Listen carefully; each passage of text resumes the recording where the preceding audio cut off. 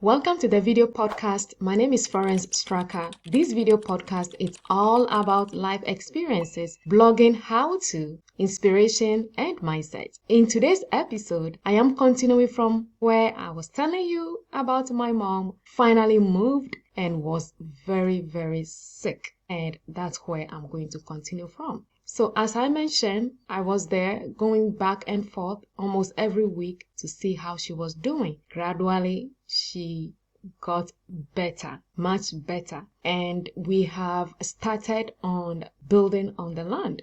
As I mentioned in the other episode, I was the one providing for everything through my work, all the savings that I had. So with that, we don't have enough money to get a cement, to make a cement block, or to buy already made cement blocks for the building. So what we decided on doing is using a mud to build the house. And this is common in Ghana. In most villages, they use mud to build house. Some of these mud houses even last longer than certain cement block buildings.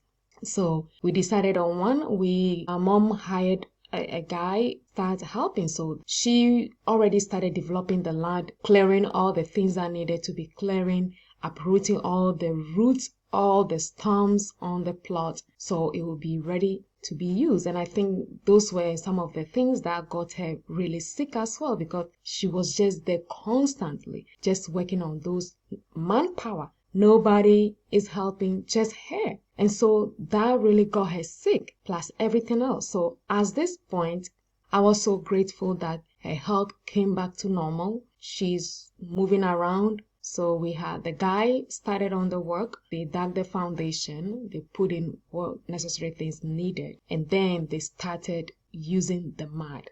It's quite a process, and I knew how to do this because this is one of the things we learn in the village. Sometimes when we live in the village, we have like a group of people who go and help somebody who wants to build a house. And we just use the mud. They dig it from the ground and then use water, mix the soil. It's just a soil, but it's muddy and it's starchy.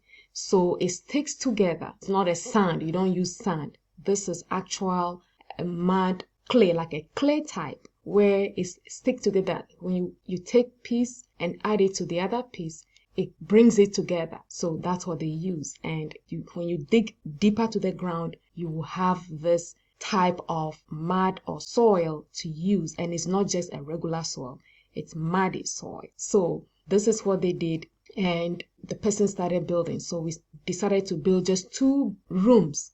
No chamber hall, just 2 rooms, 2 bedrooms, that's it. So that's where she will have all her bed, everything that she owns, she will have it in that room, because my brother too. So my brother will be living in the other room. So that's why we decided to have 2 rooms.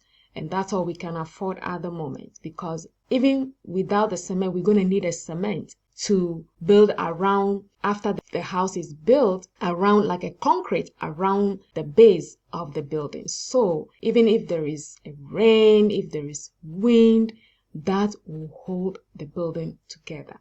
So that's what we did. And then we also made a little kitchen. So she will have all her kitchen stuff in there, and that's where she will cook and all that. So that's all we decided on, and that's all we started doing. It wasn't an easy process, but little by little, because we will need a roofing sheet to put on it, and that's all me. And we need a cement. After they finish the mud house, we need to put a cement to plaster it. So you are not seeing the mud. So you will see an actual building. If nobody tells you the house or the rooms were built with a mud sand, you wouldn't know. And so we decided to do a terrazzo. This is one of the things that, instead of actually cementing, smoothing the outside or the inside of the building, we use a terrazzo where they mix cement, spray the building, and then you see it's not smooth. You see like this chunky thing, but it's a little bit smooth, and it just gives it a different look, like a design, building a design building. Even though I'm not a builder or I'm not a designer, but these were some of the things that we've learned about how they do that. So we decided to do that because that is a little bit cheaper than actually buying a cement to actually smooth the in and outside of the room, where it will be too expensive for the cement. So with the terrazzo, it makes it a little easier. So those who build, they understand what a terrazzo means. So we decided on that, and gradually, it took almost like 6 months for the building, for the rooms to be ready. And it was great. Just a room, a single room, but big enough for her. She can have 2 beds, table to put her stuff on it and do everything she wants in there. And then the kitchen is there, and then my brother is living in the next one. So within 6 months, we have finished this, and this was in 2003, and this has already been done. I came back because of my work. My schedule have changed a little bit, so I wasn't going almost every week like I was going when she was sick, because now she's better. So I try to go at least every 2 weeks or every 3 weeks. The last time I went back, the place has already been done, and my mom has moved. My mom has moved to our own land, our own home, that she's not living with anybody. Hers, ours. It was incredible. It was incredible.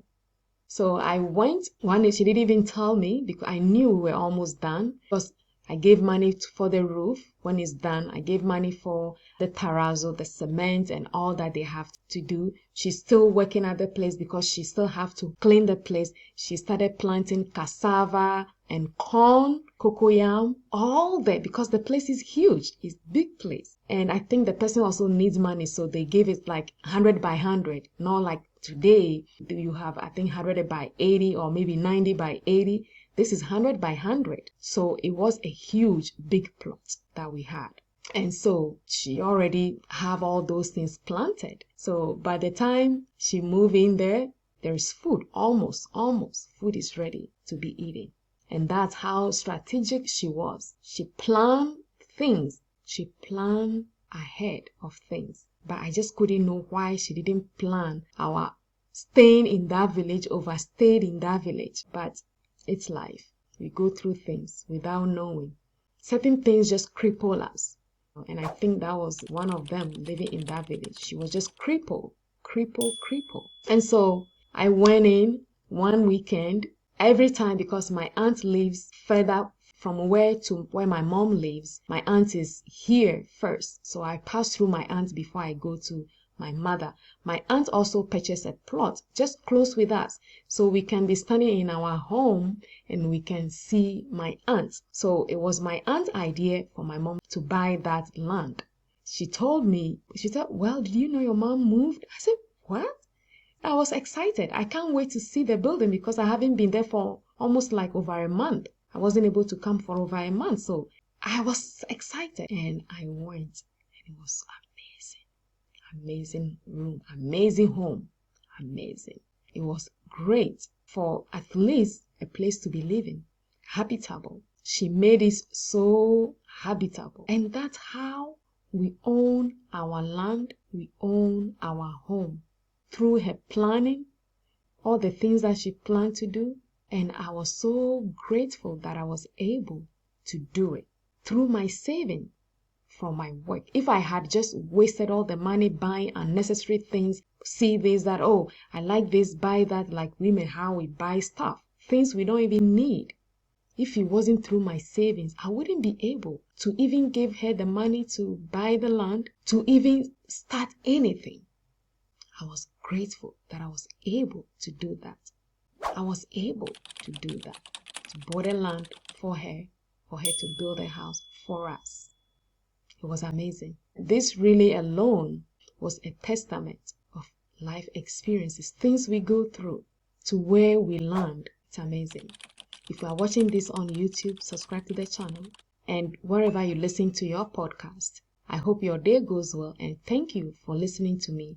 I hope this has been some type of inspiration for you, that no matter what it is, if it's there, if it's supposed to be, it will be. No matter what, no matter how long it takes, it will be. See you